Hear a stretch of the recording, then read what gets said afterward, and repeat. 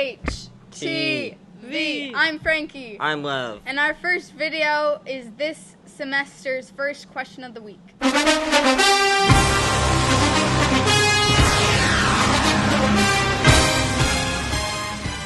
Hello, I'm Jake from HTV. What's your name? My name is Pacey. Who do you think is going to win the Super Bowl and why?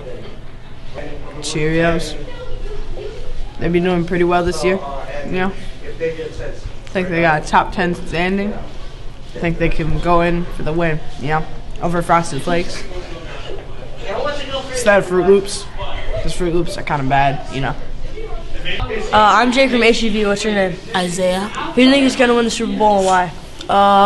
Maybe I think the Chiefs because they have a good team. Who do you think is going to win the Super Bowl and why? The Green Bay Packers because they're the best team in the league and they're going to win the Super Bowl and they're going to lift the Lombardi, bro. Who do you think is going to win the Super Bowl and why? I think the Chiefs are because they have the best cheerleaders. Who do you think is going to win the Super Bowl and why? The Eagles because they're good and I like their jerseys. And who do you think is going to win the Super Bowl? But probably not the U.S.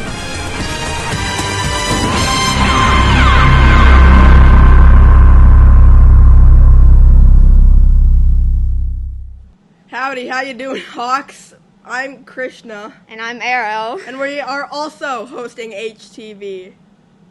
Hey Krishna, have you ever gotten a concussion? Nope. Well, today you'll see someone get multiple. Finn, I pray for your safety.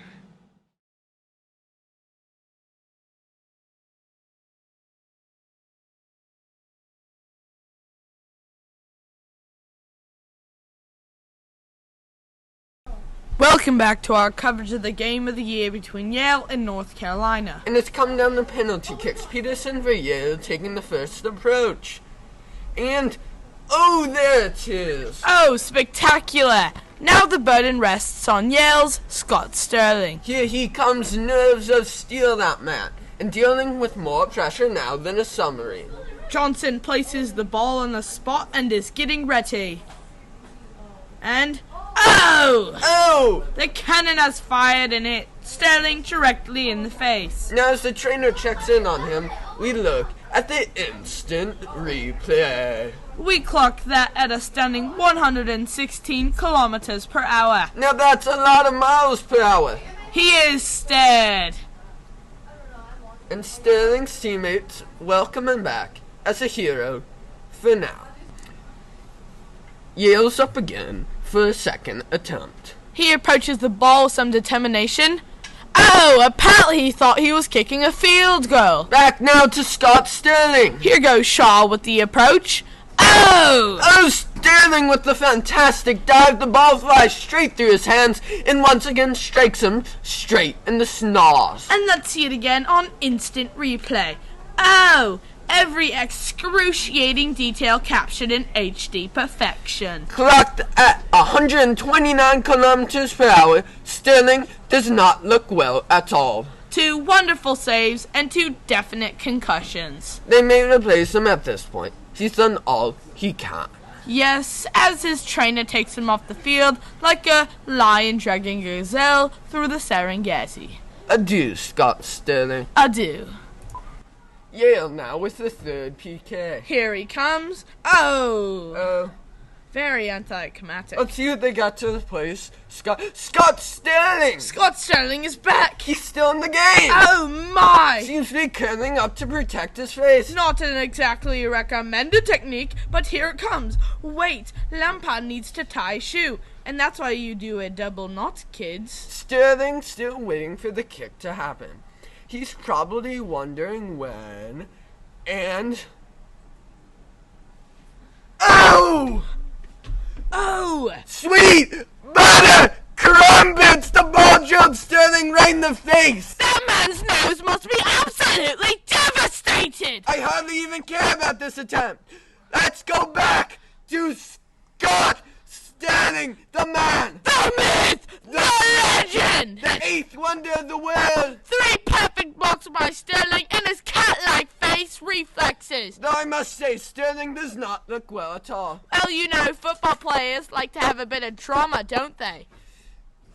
Oh, they're going to take him out? No, wait, they brought him a chair. Oh, Bob Boomer, the manager!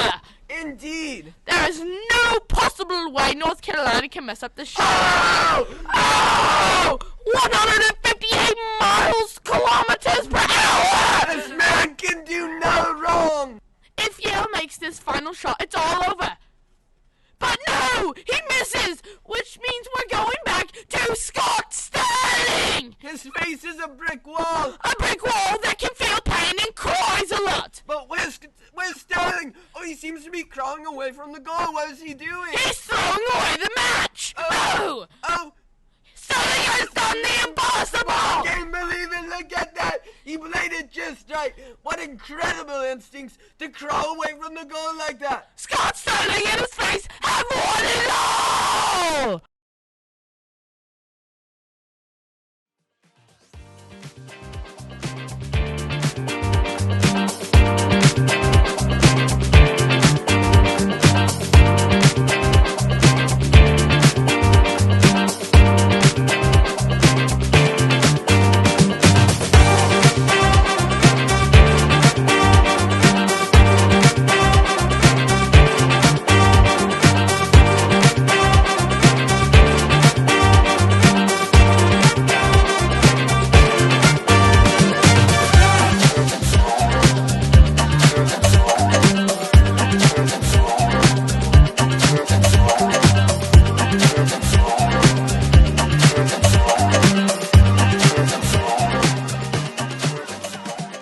Now a bunch of football videos. Case on the deep drop, steps out of the pocket, fires the right side.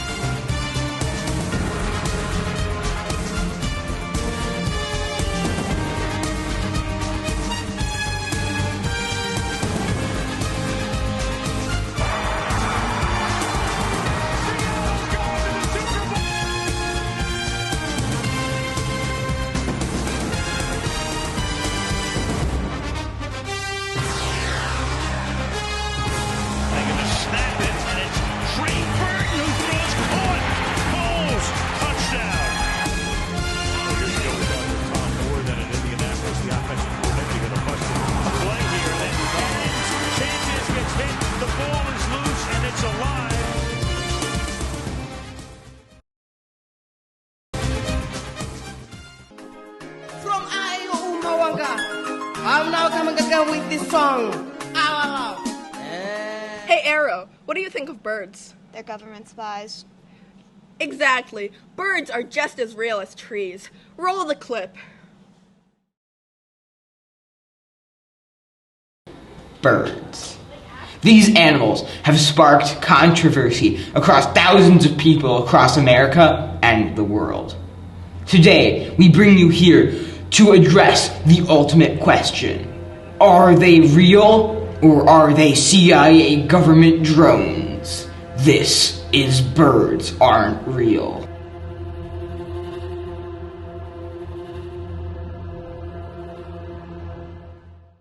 Welcome to the Birds Aren't Real program. Before we get to our first expert opinion on birds, here is a thank you from our sponsors.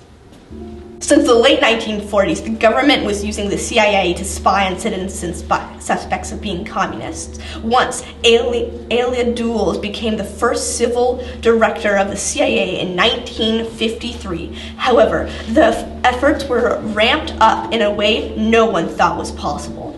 By 1956, Dulles and the President Dwight Eisenhower had come up with a plan to install cameras in the sky to gain a surveillance advantage. Dulles was tasked with taking the plan from an idea and turning it into a reality. It's well documented that Jules was an avid hater of all things related to birds. His prejudice would lead to the CIA releasing robots that would work to kill and replace birds, acting as the camera systems that would be used by the government to violate human rights.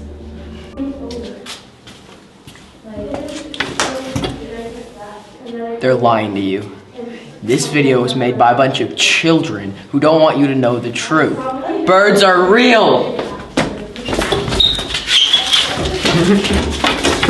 They only use stock photos! Apologies for the interruption. This is a live broadcast. Next up is our expert on bird gas. After the robot birds were released, and they started tearing through the average bird population, the CIA quickly realized that this wasn't enough. They devised tests to test chemical weapons that would kill birds and not humans. Acid rain peppered down on many places, and even in Russia, Chernobyl, the nuclear facility, melted down because of this. But finally, they got the perfect thing right. Bird gas was released upon the birds. This killed a significant percentage of all birds worldwide, and slowly they were replaced with CIA drones meant to spy on us. Bird gas is made of many things, such as chloroform, bird DNA, and mustard gas. There's also reports that aliens have been involved in the making of this bird gas. We are grateful for no more interruptions. Here is our final expert, an expert in the field of robotics in birds. Each bird has a specific design tailored to its specific location. But there are a few common traits. The beak is almost always a microphone, with the recorder being in its front chest.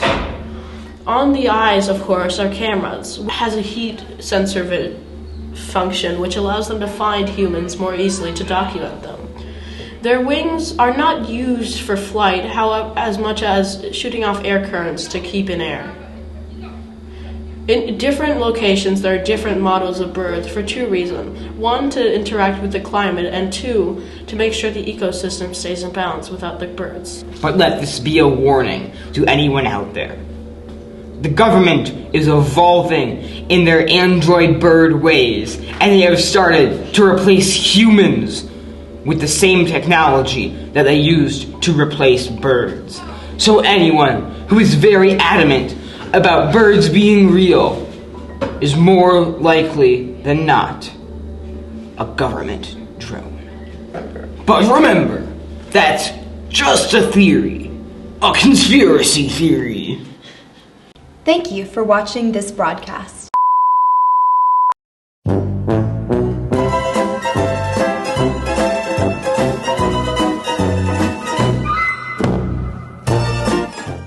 The next clip is very scribbly. I'll say it ended in a draw.